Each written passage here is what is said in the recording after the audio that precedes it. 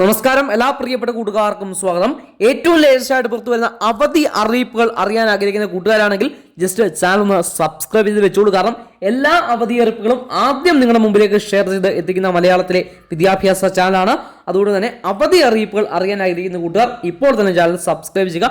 അതുപോലെ notification ബെല്ലൈക്കണിൽ all എന്ന option കൂടി ഒന്ന് എനേബിൾ ചെയ്യാൻ ശ്രദ്ധിക്കുക. എന്നാൽ മാത്രമേ നോട്ടിഫിക്കേഷനായി ഇങ്ങനെയുള്ള വാർത്തകൾ ആദ്യം തന്നെ നിങ്ങളുടെ മുമ്പിലേക്ക് ലഭിക്കുകയുള്ളൂ. അപ്പോൾ ജസ്റ്റ് സബ്സ്ക്രൈബ് ചെയ്യുക. അതുപോലെ വീഡിയോ അതിനൊന്ന് ലൈക്ക് ചെയ്ത് കൂടി നമ്മളൊന്ന് സപ്പോർട്ട് ചെയ്യുക. ജസ്റ്റ് ഒന്ന് ലൈക്ക് ചെയ്യുക. കൂടുതൽ വീഡിയോ ഇടാൻ നമുക്കതൊരു പ്രചോദനമാണ്.